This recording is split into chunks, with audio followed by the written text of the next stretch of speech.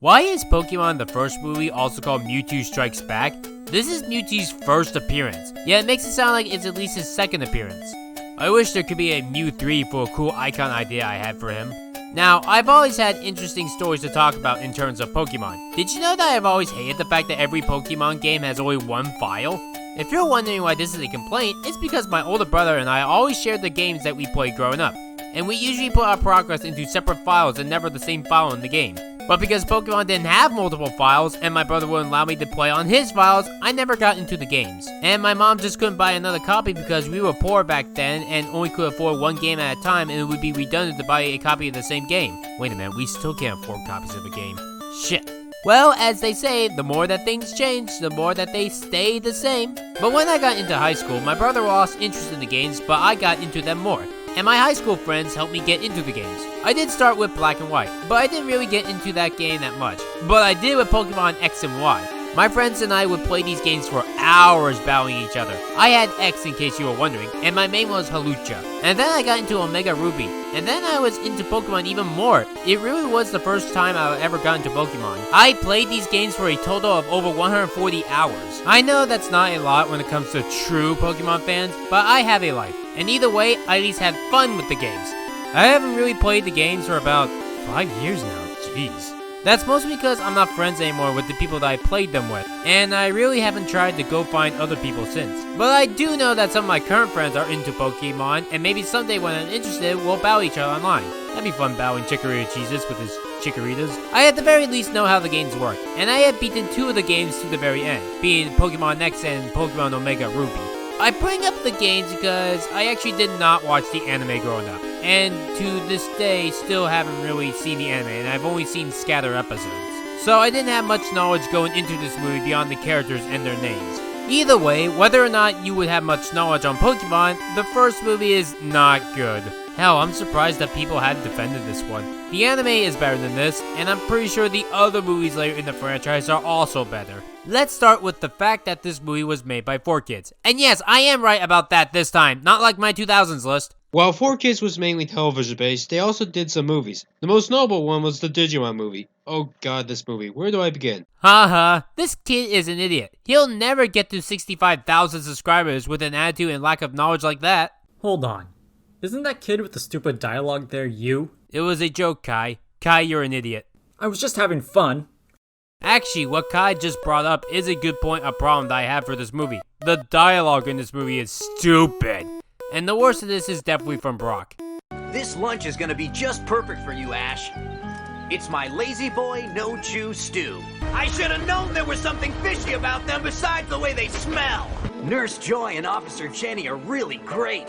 They just keep getting more beautiful every time I see them. I should say that 4Kids ruin everything that they touch, but you do know what a Pokemon they have contributed, right? I wanna be the very best, like no one ever was. You'd think with them handling Pokemon mostly fine in the past that they could handle their very first movie well, but no, they can't. A lot of this movie's problems are execution issues. It also has ideas that need a couple of rewrites. Okay, so this movie has Mewtwo being controlled by evil humans, and he escapes their evil experiments on him. And this has him believe that the human race is evil and that he wants to wipe it out at least first, but then later he gets a realization that it would be better to do a role reversal. And you know what? That's a good idea. That actually would have been a more interesting movie. Imagine in the first half of the movie, we see the humans actually be abusive to their Pokemon, like when they lose or on a daily basis. Some would notice this, but not everyone would. Hell, maybe Ash could have been abusive a bit to Pikachu without even realizing it. And then Mewtwo could have been the wake-up call to have the Pokemon rise up. And then Mewtwo for fun could have used Brock as a start, and then Brock's one move would be Kick. And then Brock would have said something stupid like the kicking was good. That could be an interesting idea. Pokemon rising up, creating a revolution started by Mewtwo flipping the roles of humans and Pokemon. That I would watch. And the solution? Well, Mewtwo could do this because he would believe that the humans abused Mew and that humans can't be trusted. We can learn that Ash finds Mew towards the beginning of the movie and that Mew is trying to find his way home or that he lost someone, and that Ash would take care of him. When Mewtwo realizes that Mew is perfectly fine, that's when he realizes that humans can be trustworthy with Pokemon. I'm surprised that idea hasn't been tried out yet. That plot right there feels more fitting for a movie than the actual plot that we were given. Hell, the alternate plot that I suggested could have Pikachu turn on Ash for a bit. before they go back to being friends, of course. And that's mainly my big problem with this movie. With Space Jam, they at least used the potential that they had. But this Pokemon movie had a lot of potential, but it just needed a rewrite or two in the direction that I thought out. So what do we get instead? Besides the 4 kids dialogue, Ash is determined to become a Pokemon master, and as always, he's ready to endure any hardship. ah yes, because 4 kids does not understand the meaning of animation, or that people older than the age of 10 could enjoy animation or Pokemon. Seriously, this does bother me. Okay, all people listening, animation is a visual medium. You can actually tell stories without the need of dialogue or sound. This isn't like radio where you do need people speaking or at least music. Not much actually happens in the movie, to be honest. Mewtwo hates humans, Ash goes to a special island about Mewtwo, Mewtwo realizes that humans and Pokemon can get along with each other. Though during the movie I have actual complaints, like how the cop that barely even tries to stop the children from entering the dangerous water, and the acting for her being not the best. And some of the dialogue of this movie is a bit suggestive and dark. Listen to this line here. Only the trainers capable of braving the storm have proven themselves worthy in my master's eyes. You hear that? That means that a lot of actual children died. Then again, this wouldn't be the first Nintendo product having children die, or even the last.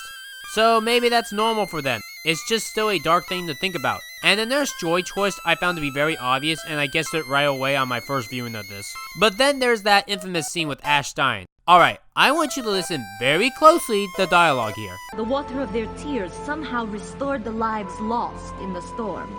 The exposition of that is so that when Ash dies, he can only be revived if the storm is still going on. When he does die though, it's shown that there is no storm and that it's actually quite sunny out. So by the movie's logic, not my assumption, Ash should be dead. And before you say, they can't kill off a child, Nintendo has done that before. Oh, and there's also that shitty cliche of the death fake out, even though that all of us will one day die. Can we please stop doing this? Fuck, if you wanted to, you could have given Ash a full restore. Also, movies that are part of TV series really need to stop doing fake out deaths, because we, the audience, know that they are going to live. So not only is this death fake out a waste of time, but it is cheating! We know that Ash won't die. But no, on second thought, the worst part of the movie is the fact that Mewtwo wipes everyone's memory out at the end because...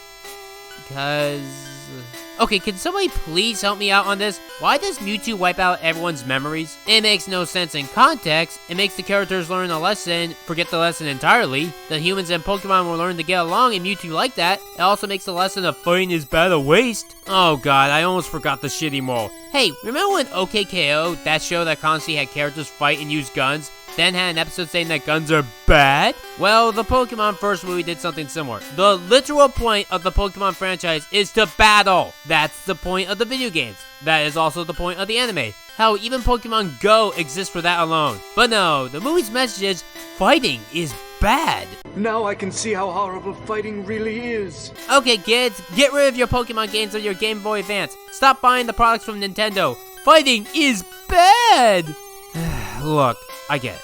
I get what this movie is trying to do, but that was a terrible way to word it. We could have had a movie about equality and maybe even a good way to handle racism like Zootopia and learn how to take care of your pets better. But instead we get a movie about a Karen that doesn't get how video games work. So in conclusion, the very first Pokemon movie that I've ever seen was Detective Pikachu, and it's a much better version of this movie than this movie.